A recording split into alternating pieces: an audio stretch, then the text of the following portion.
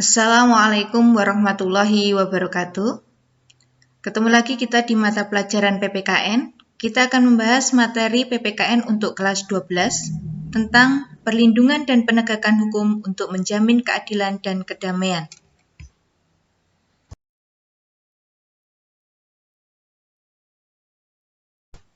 Hakikat perlindungan dan penegakan hukum.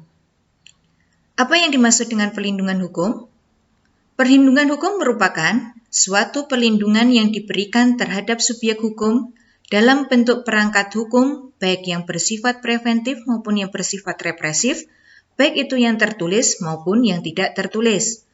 Sedangkan penegakan hukum merupakan proses dilakukannya upaya untuk tegaknya nilai-nilai norma hukum secara nyata dalam masyarakat sebagai pedoman perilaku dalam kehidupan bermasyarakat, berbangsa, dan bernegara.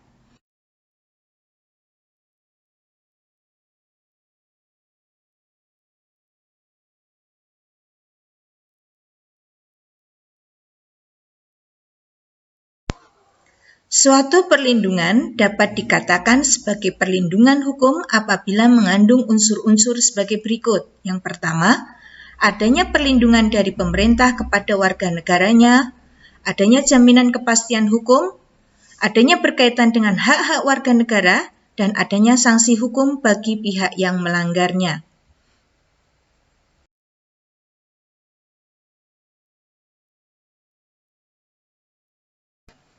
Sarana perlindungan hukum. Sarana perlindungan hukum ini ada perlindungan preventif dan perlindungan represif. Perlindungan preventif bertujuan untuk mencegah terjadinya sengketa yang mengarah tindakan pemerintah bersikap hati-hati dalam pengambilan keputusan. Kemudian perlindungan represif bertujuan untuk menyelesaikan terjadinya sengketa, termasuk penanganan di lembaga peradilan. Selanjutnya, faktor yang mempengaruhi perlindungan hukum dan penegakan hukum.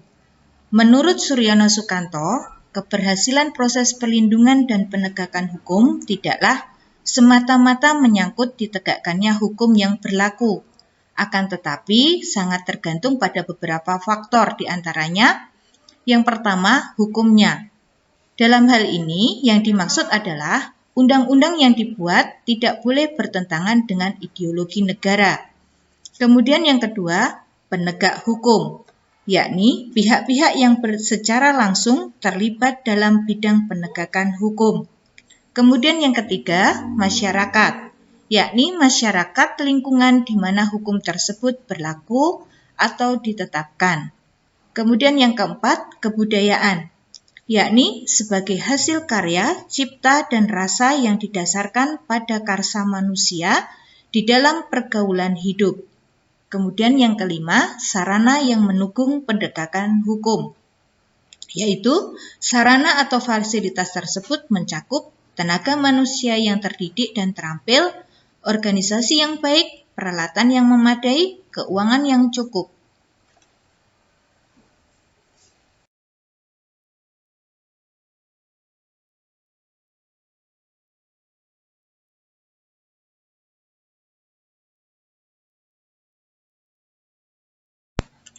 Dasar hukum, perlindungan, dan penegakan hukum. Yang pertama, diatur di dalam Undang-Undang Dasar 1945 di dalam pasal 27 ayat 1 Undang-Undang Dasar Republik Indonesia tahun 1945. Yang kedua, pasal 28D ayat 1 Undang-Undang Dasar Republik Indonesia tahun 1945. Yang ketiga, pasal 28 ayat 5 Undang-Undang Dasar Republik Indonesia tahun 1945. Yang keempat, pasal 24 ayat 5 Undang-Undang Dasar Republik Indonesia tahun 1945. Dan yang kelima, pasal 30 ayat 4 Undang-Undang Dasar Republik Indonesia tahun 1945.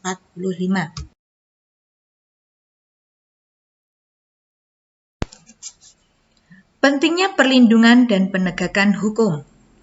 Perlindungan dan penegakan hukum sangat penting dilakukan karena dapat mewujudkan hal-hal yang pertama, tegaknya supremasi hukum.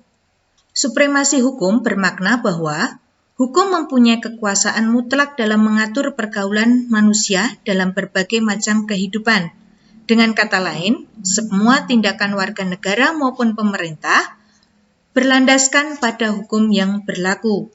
Kemudian yang kedua, tegaknya keadilan. Tujuan utama hukum adalah mewujudkan keadilan bagi setiap warga negara.